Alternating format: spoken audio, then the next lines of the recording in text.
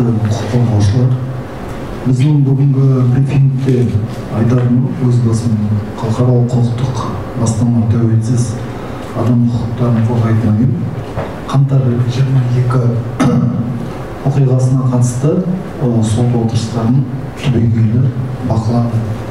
Соның ішінде біз бақылаған сотта 18 сот, екеуі Жамбыл облысы, Тараз қаласынан, біреуі Талдықорғанда. Қалғандары осы Алматы қаласынан бар.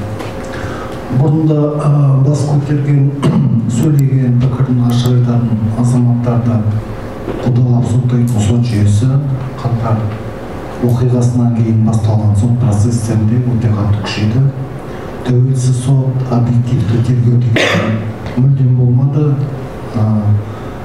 Азаматтарды бір жақты айыптай бастады. Сот залында оқылған айыптау актілерінің өзі кінәлі айыптау жағына қарай көп бет бұрды. Әділ сот құқықтары сақталмады, тәуелсіз сот принциптері бұзылды. Соның ішінде 2022 жылы көп соттар онлайн режимде өтті. Соның біреуі естеріңізде болса, қару-жарақ ұрлады деп Әлібек Иманбеков деген жігіт сотталған болар. Мына жерде адвокат Айнара біледі. Ол жігітті қару-жарақ ұрлады деп айыптады, соттады. 26 майда басталды соты. 11 сот отырысымен маусымның 11 күні 6 жылға жаза кесті. Көптеген процестік қателіктер сот барысында әшкере болды. Ұрлады деген қару тәркілегенде бір ғана мысал айтып кетейін. Сараптама атуға жарамды деп көрсетеді. Бірақ ол қаруларда бұғат болған, атылмайды. Айға зат ретінде сот отырысына келгенде ол қару атылмайтын болып шықты. Бірақ сараптама атуға жарамды деген осындай келеңсіздіктер көп көрсетті. Одан кейінгі сот, білесіздер, 24 азаматтың соты болды. Қоғамда оларды 24+1 деп атап, немесе 25-тің соты деп аталды. Ол сотта 24 тірі азамат, бір азамат қайтыс болған.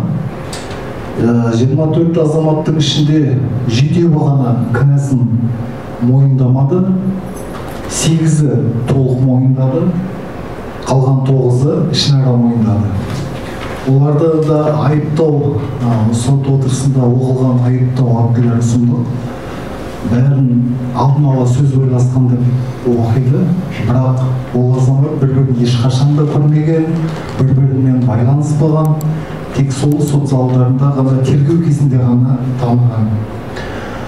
Ол сотта 5 айға жуық өтті, 50-ге жуық сот отырысы болды. Тергеп тексеру кезінде көптеген қателіктер орын алғанын көрдік.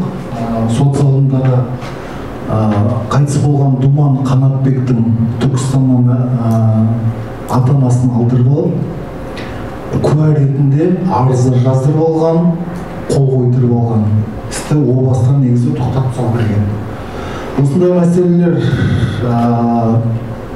қозғалып, соңында 20 азамат рақымшылық заңымен босатылып,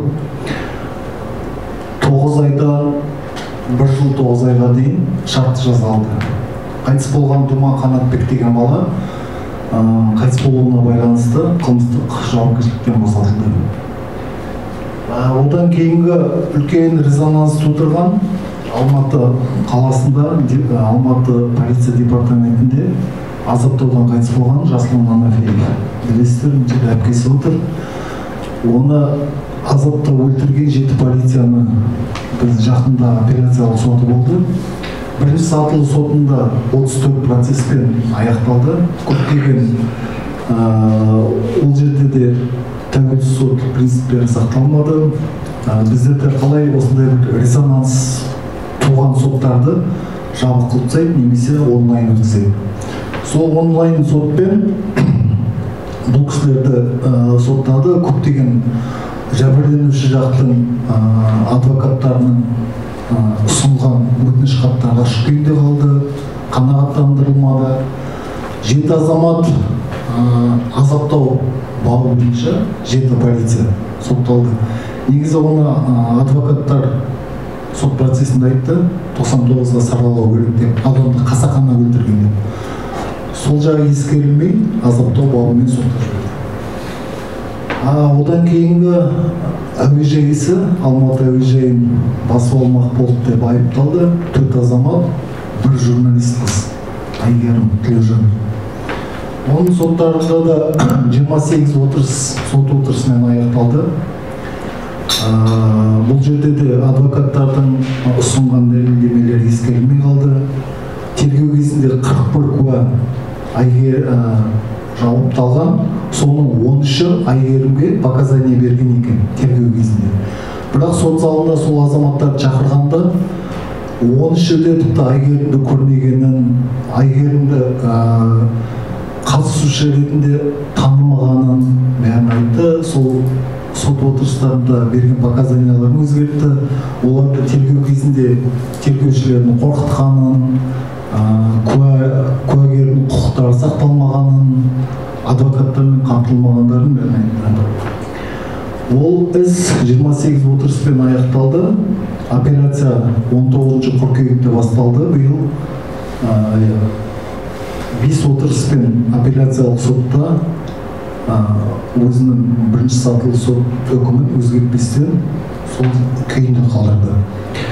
Осындай көп мәселелер талқыланды. Ербол Жұманов деген болды Таразда, 9 адам айыпталды. Соның ішінде ең көп жаза алған Ербол Жұманов болды. Оның да басында жаппай тәртіпсіздікке қатысты дейді, қару ұрлады деп айыптайды. 7 айдан кейін барып, оған Ұлттық қауіпсіздік комитетінің қызметкерін өлтірді деп ресми түрде 9 айдан кейін айыптады. Бұл жерде біз де көрдік, біріншісі сағат отырысында мемлекеттік адвокат берген, жарайды жақсы. Одан кейінгі оқиға орын алған жерде көшпелі сот отырысын жүргізбеген. Одан кейін Ұлттық қауіпсіздік комитетінің ғимаратының алдында болған атысты көрсететін видеоларды тіркетпеді. Апелляциялық сотта осының бәрін ескермей, сол бұрынғы жазаның күшіне қалдырып, 16 жылға жаза кесті. Осындай көптеген қателіктер кетті, бір жақты айыптады, қорғау тарабының ешқандай дәлелдемелер ескермеді. Жалпы халықаралық құқықтық бастаманың бақылаған соты Қанды қаңтар оқиғасы бойынша 18 сот. Қоғамға өте керекті маңызды соттарды жабық қылып тастады. Әлі де сот процестері жүріп жатыр. Енді резиденция ісі, резиденцияға шабуыл жасаған азамат бар, 11 азамат, солар сотынан кейін қатар ісі соттары соның бітеді деп ойлаймыз. Біз не үшін бір жағынан құқықтық көмек көрсетеміз, толыққанды, ал екінші жағынан сот процестерін бақылаймыз. Өйткені ол біздің адам құқықтары қорғаушылар ретінде өте маңызды жұмысымыздың түрлері. Өйткені бір жағынан құқықтық көмек көрсетпесең, нақты мәселені біз білмейміз. Ал егер сот процестерін бақыламасақ, әрбір құқық сотта қорғалуы тиіс. Егер сотта ол қорғалмаса, яғни ол құқық жоқ деген сөз. Міне сол үшін сот процестерін бақылау өте маңызды. Сол үшін біз тек қана құқықтық көмек көрсетумен шектелмей, екінші жағынан бүкіл халыққа ең маңызды сот процестерін бақылап шықтық. 18 сот процесі деген ол жалпы процестер, оның ішінде неше отырыстар, сот отырыстары болды. Яғни көп сот отырыстарына барып қатысып, 100 деген деп айтуға болады. Сот процестеріне бақылаушы ретінде Динардың қатысқаны осы 2 жылдың ішінде. Ол да өте үлкен. Ал біз қазір алдын ала ешқандай баяндама жазбаша түрде жазған жоқпыз. Өйткені біздің ойымызша ол әлі ерте.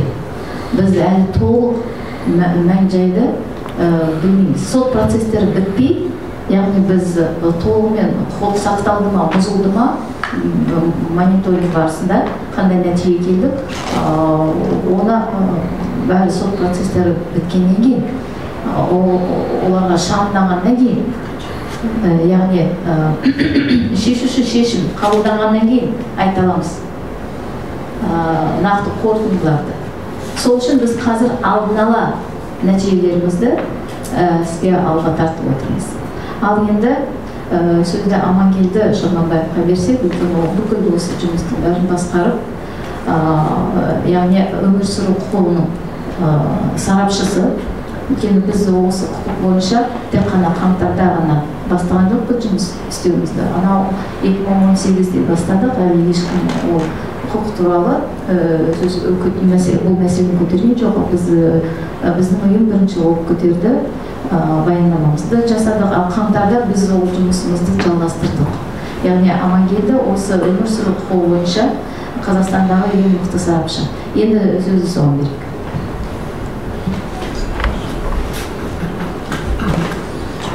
Қатысушылар, біз негізгі презентациямызды жасаймыз, яғни бүкіл алынған қазіргі уақытқа дейін алынған ақпаратты